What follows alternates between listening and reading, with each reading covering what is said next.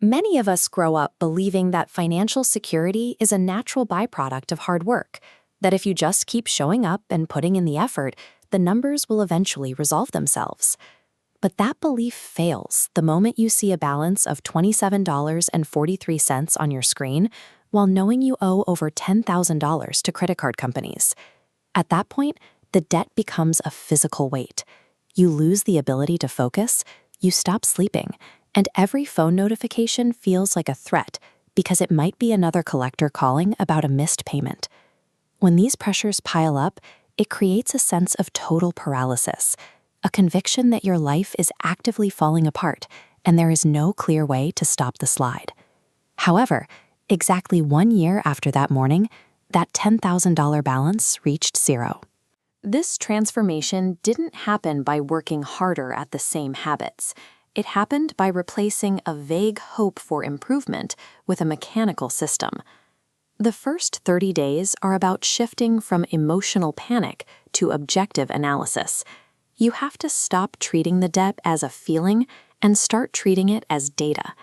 This requires a full financial audit, the process of gathering every statement, interest rate, and late fee to see the exact scale of the problem.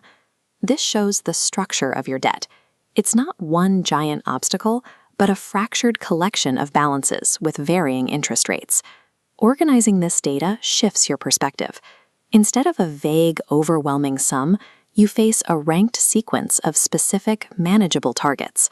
This clarity is what stops the panic. You cannot build a strategy to eliminate a debt if you haven't fully quantified exactly where every dollar is going.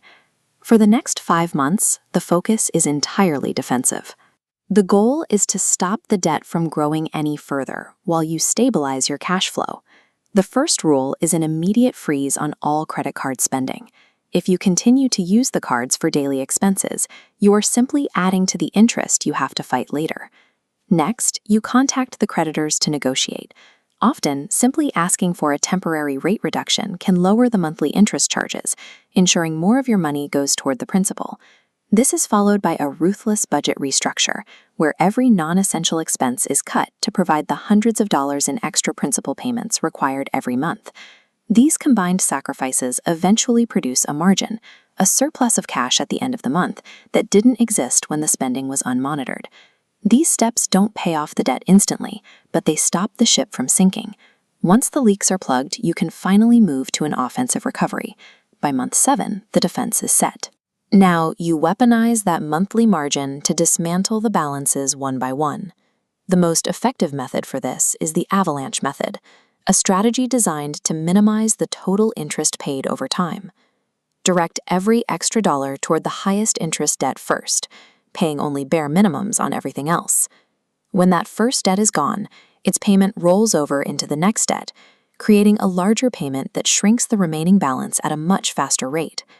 This is why debt recovery feels slow at the start, but accelerates near the end. The mathematical effect of rolling those payments together creates a surge of progress in the final months. On day 365, you return to the same banking app you opened a year ago. The setting is the same, but the situation is unrecognizable. The screen no longer shows a mountain of high-interest obligations. It shows a balance of $0.00. The physiological stress that dominated the previous year is gone, replaced by the peace of mind that comes from having full control over your income.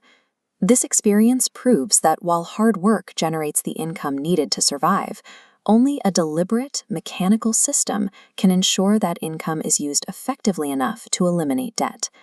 This turnaround is a scalable blueprint.